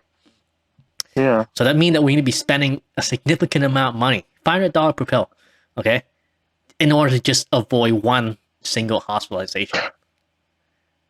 Okay. Yeah. And that's assuming that the Paxlovid even works in these healthier populations. We don't even know if it actually does anything in the healthier populations because they kind of don't have that data for us. That's crazy. Yeah. One last point is that there could be rare safety problems that we don't see. Like, remember the J&J vaccine, Johnson & Johnson? And then only when they start rolling it out, they found that people having blood clot. Yeah. Or like the cardiac risk of the mRNA vaccine, like myocarditis with Moderna and Pfizer. Yeah. We didn't see that until we rolled it out, and then we had a bigger population, and then we kind of have more people start getting it. You know what I'm saying? Yeah. We don't know what as of right now, we don't know what Paxlovid is going to lead to when it's rolled out to like a larger population. We don't know that yet. So the point he's trying to make is that before we spend a bunch of money on this, maybe we need more data. We can't just because a lot of people are just gonna kind of like hail it as like a miracle drug. So, but let me ask you something though. So the emergency, what's it called? Emergency Use Authorization, EUA. Yeah, I feel like just like trying to get it through the EUA, whatever, is already cutting corners. And that's why things like the J&J, you know, blood clots, complications, stuff happens, you know. So I feel like just having that as a thing for this just seems like a bad idea. Well, man, like there's some COVID misinformation here, cutting corners on the vaccines. And you need to get us canceled. No, it's emergency. No, I totally agree. I think a lot of people can't forget that this is emergency use authorization, but FDA. It's not FDA approved. It's approved for emergency use. But the problem is, like, you see all over social media and stuff, people are like, yeah, like, I watched like YouTube videos with the COVID vaccine stuff. It was like, yeah, totally safe. We went through lots of different trials for this. We've been studying this for a long time. So it's totally okay. You can get it. And they don't mention it as emergency use authorizations hasn't been totally FDA approved. So they don't, and then they get mad at people for trying to kind of be a little hesitant about it, Skeptical, yeah. especially when it comes to the kids and vaccinating younger children. So Yeah. So that's what I wanted to first point out, just the whole emergency. no, you're right. You're absolutely right. Yeah. Well, second of all, I feel who's making the decision to like purchase all these like Paxlovid, you know, Joe when Biden. it seems like incomplete studies and trials. Right. You know, it just seems kind of dangerous to me. It is. And my third question is, like, you don't know that the deal is set in stone because you know Pfizer's quarter earnings are coming up. Earnings report, their stock is coming up. Yeah. And I want to see if like, if this is gonna affect it at all because you said how much? 5 billion? 5 million? It's set. They're planning to spend $5 billion Yeah, that's a lot of on money to Paxlovid. the stock. I feel like that's gonna bring the stock up like crazy. Or if the deal doesn't go through, then it's gonna tank. Yeah. So this is for listeners out there who are trading, not financial advice, but look out for Pfizer. It's coming. Put some money into that Pfizer stock, guys. Yeah, that's crazy, man. So you gotta learn a game so you can play a game. Yeah. But yeah, man. It's But just so, are you going to be? So it's going to be happening this year then. Like you can actually prescribe it to a patient that comes in outpatient, maybe it's like yeah, got COVID. yeah. I think you can. I think you can. In the window. See, You yeah. If you prescribe meet it, other or criteria, you can prescribe it. From what I'm seeing, though, I think it's very limited quantity. I bet. Yeah. Yeah. And They're waiting people for the are funds getting from the mad government to make it. that Kamala Harris was Privileged people, you know. getting the pills because she doesn't meet the criteria. Privileged people. Yeah, she's not unvaccinated. She doesn't have high risk. I mean, how old is she? Maybe she is high risk criteria. She older than 60, older than 65, maybe. Maybe. I don't know. I don't think she's that old. Yeah.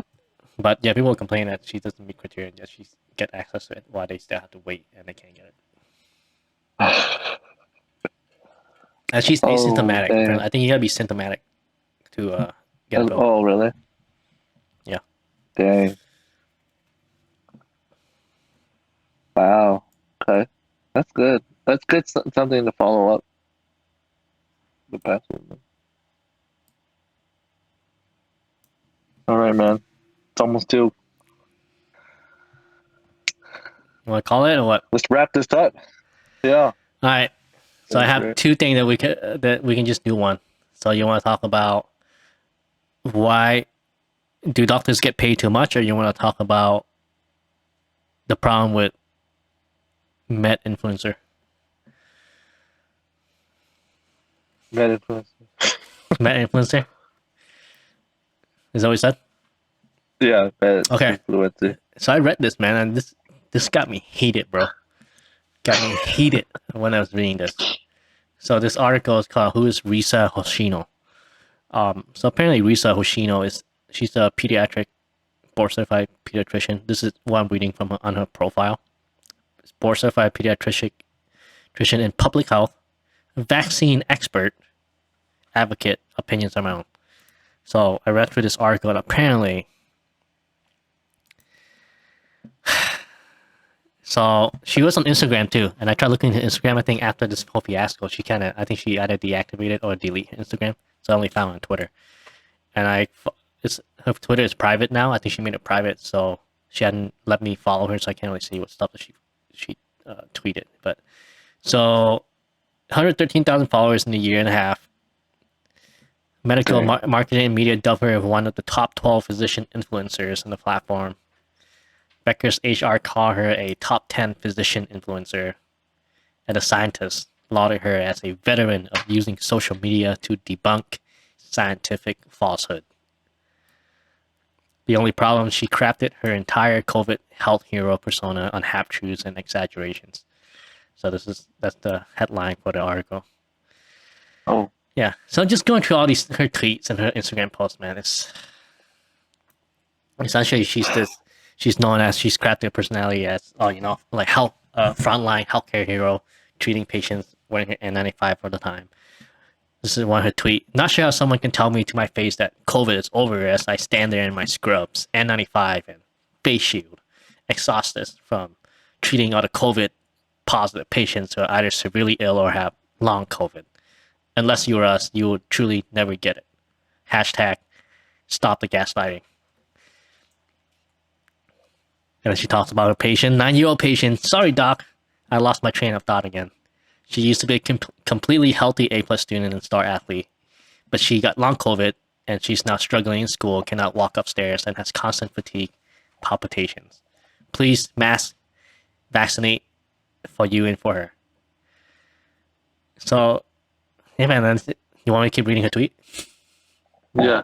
After being a doctor for many years now, I have realized that most don't think it will actually happen to them until it actually does. Many patients I know have severe illness, long COVID, and have even died from COVID. Please know that it could be you. Please wear your mask, vaccinate to protect each other. Today, I saw an immunocompromised child who got COVID from an unmasked close contact. She is doing poorly. I will continue to wear my mask indoors and will not be the reason a child dies. I have estimated that about 20 to 25% of my pediatric COVID patients end up having long COVID. Try telling a child that you have no idea when they will be normal again and see them tear up. They could potentially suffer for the rest of their life. Please wear a mask, vaccinate, and test. Okay. So, Yeah, hard advocate of, COVID prevention. yeah. So, I don't know, man. It just seems like she's doing a lot of, scaring people into vaccinating and wearing a mask. So the problem is that it actually comes down to she is actually working as a school pediatrician employed by the city of New York and has been in that role since her residency, since she left. She graduated at NYU Medical School in 2014 and completed her residency in pediatrics at Mount Sinai in 2017. So this is before COVID, right? And then since then, she is working as a school pediatrician. Okay, so first of all, her claim about working with frontline COVID patients in the hospital completely false. Yeah. Okay. And her Instagram post throughout 2020 reviews she worked from home while New York City schools were closed.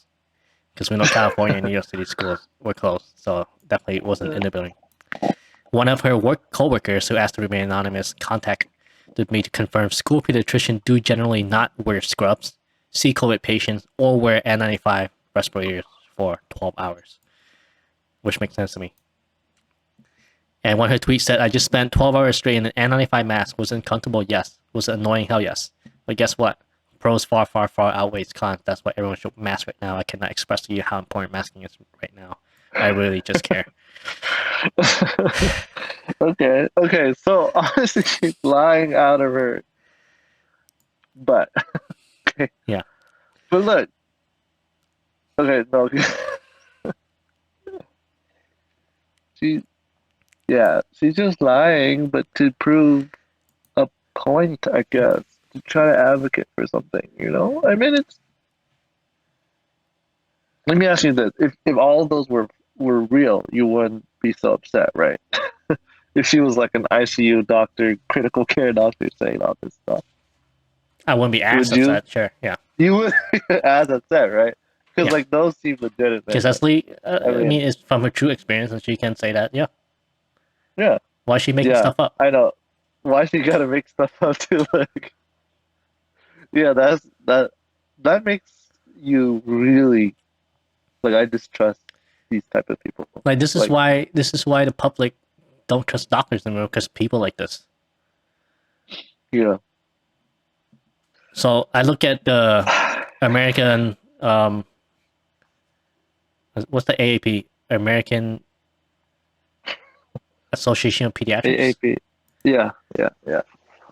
Yeah. So this stat shows among state reporting, children were 0% to 0.27% of all COVID-19 deaths, and 3 states reported 0 child deaths. So literally the death rate for children were 0 to 0.27% of all COVID-related death. And in state reporting, 0 to 0.02% of all child COVID-19 cases resulted in death. So like maximum of 0.02% of kids with COVID actually die. Okay? And among state reporting, children range from 1.2 to 4.6% of the total cumulative hospitalizations. And only 0.1 to 1.5% of other child COVID-19 cases resulted in hospitalization. Yeah, man. So a very low rate of They're death very and low. hospitalization in children. And her tweet said Dude, that 20 to just 25% of her patient population was getting severe COVID and shit. And I understand that Yeah, she's not man. saying that she's citing the statistic as like, oh yeah, this is my anecdotal thing. But put that in your tweet, you know. Don't make it sound like it's a scientific claim with data backing it up. But that, you know, from my personal experience at least, it's so infuriating, man. Like these people, and I'm sure she's not the only one doing this. Like based from my last week, from my last week on Twitter, I'm sure that there's a lot of profile. I'm not judging, but I'm sure there's a lot of profile. I see that just like straight up virtual signaling and literally just saying what the mainstream narrative is so they can get likes and follows and clouds. Yeah. It's disgusting. It I wonder what came first. Her big following, and then she's trying to lie to get more likes, or was her lies and stuff that got her big following and likes? It's 100% You know what I'm trying her. to say? It's 100% her lies and stuff that got her big following. You know, you put a picture of Yeah. you and Doctor up, you talk. What's the mainstream narrative that people were saying? Oh, you know, make sure you wear masks and vaccinate. So she just followed that narrative. That's infuriating. Yeah, I can see that's even worse. She's just jumping in the train. Hop along for the ride. Ride that clout wave. Yeah, I'm coining it's the like term clout wave. clout wave. Clout Damn. wave. See, man, adults are not immune to this clout wave because Yeah, obviously, you know, I'm not even gonna TikTok say these people are trends. adults. And I think it's only gonna get worse as, you know, the younger generation of doctors, you know, Bro, maybe yeah, joining, because they grew up that's been with brainwashed by devious, TikToks. devious licks. I'm sure some of those devious licks, you know, TikTok kids, you know, end up being med students and doctors. I guarantee it. Yeah, for And sure. hopefully they grew out of what they Dude, were before, but they still gonna be on there. nah, that's crazy, man. It's just, dude, it's that dopamine rush, man. When you get like clout, 1,000 likes, 100, you know, like, Yeah, and just like how and it all, can you be so shameless? Like I'm just wondering, like, what does her friends or family think of her when she was doing this? As she posting all these things, do they actually believe her, or they like gotta say, do they just yeah, not know, or like I don't understand. probably not, What about her probably colleagues? don't What about her know. colleagues and stuff? I'm surprised no Yeah. one reported her. Well, man, I'm just gonna say this: if you ever do something like this, and you're, Yeah, make sure you I'm call me gonna out, call you bro. out. Yeah, please. Don't let me. You know, maybe it's just that the clout wave. I mean, I just ride too high. Yeah, make sure I come back down, bro. Yeah, You get cloud fog. I'm coining that term too. yeah, yeah. See, that's why it's very important to make sure that your content that you're putting out, the things that you are saying, your beliefs and stuff, is true to begin with, before you got famous, you know? So then it's just easy for you to just continue Yeah, how you were, you know, when you were not famous, you know? that's one of the But 12 rules for life. if Don't you lie. started off with a lie, yeah, if you started off with a lie, you're gonna have to keep lying out of your ass. Yeah, it's you will create. I'll use this example. Okay, you will create the multiverse of madness. Every single lie that you Yeah, put out caused a a wrinkle ripple into the, yeah, in the in the timeline, and it branches off into a separate timeline, and then you keep track of all those different timelines, and eventually everything just collapses. Yeah, that's crazy, man. Well, someone's gotta call her out. I mean, has anyone called her out? Yeah, that's why this is an independent journalist that wrote this article. She like went Oh, through her profile. hopefully She people. looked at her MPI number and they found like she can really find out where she worked at, and then she had to get in touch with like her coworkers, and that's how they found all this stuff out. So Yeah, I think she's like in hiding yeah. right now. I'm waiting for her to accept me on Twitter so I can follow her tweet and see what she say. But on her Twitter account, they'll say vaccine expert, and I'm like, what makes you a vaccine expert? Like, did Yeah, do a you create a fellowship in like vaccine, infectious or disease. Yeah, no. you just look at all the data, Um, or what? bro, vaccine expert, you gotta go like PhD in like Yeah, virology and vaccine. Like yeah. I will trust it's it from like intense training, man. epidemiologists or Yeah, virologists or something. Infectious but yeah, disease. like not like a pediatrician who works at school. Ah, that's horrible, man. I'm kind of tempted to get like an MPH or like an MBA or something to put out there my name. Interview her. Oh, our first famous guest will be her. Okay, put down your list. Can you imagine? Yeah, we You gotta get a should famous. DM her and be like, hey, I would like to get you on my podcast. No, Just she's gonna DM you. Hey, I heard you talking about me oh yeah, in your little podcast yeah. thing. Excuse me. Uh, let me get on there Yeah. and save my face real quick. We'll start with a Twitter war first, and then we'll confront on podcast. Yeah. No, dude. Like I heard from these podcasts. I think two guys. They were just like talking about this doctor. Have you heard of Chubby Emu? No. No. He makes these videos once a month. He's a toxicologist, and like his titles are awesome. It's like the boy who drank like lava lamp fluid, and this is what happened to his brain, and stuff like that. And it's like a really good video.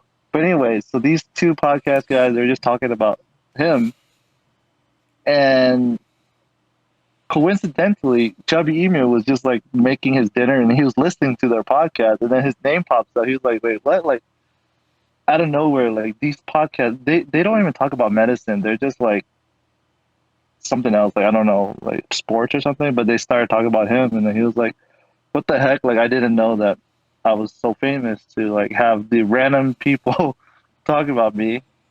So then he actually like reached out to them. It's like, "Hey, would you want me to be a guest in your podcast and stuff?" So they actually like followed up with that, and then he ended up being in on their podcast in like the next few episodes. So I'm just saying that since now we're out there, we got it. That's why you gotta step up the Twitter game, man. Start quoting people and commenting the posts. Get your presence Yeah, known. I know. Like I can't people single who handedly listen to do it by this, myself. I know, and having a social presence, whatever, It scares you, huh? social media presence, it's a whole new world, man. Yeah. I'm still getting used to it, but that's cool. I hope that we can get somebody that's listening out there that wants to be a guest. That'll be cool. Um, yeah, cool. All right, man. Anything Chubby else you want to talk emu. about? No, I think it's good. Gotta go to a birthday party Oh yeah, thing. I forgot about that. This is like a 2 hour. All right, guys. Well, let's wrap this up. That's fifth episode. Thank you guys for listening. Make sure you like and subscribe to us and follow. We're on what, Apple Podcast? I still don't know all the platforms we're on. Yeah, Apple? Are we on Spotify? we're on Spotify. Nice. Um, And share this with your friends. We will like. It'll mean us great. Appreciate it. Sounds good. All right, guys. So until next time, that's Alright. your boy 10. On. And on.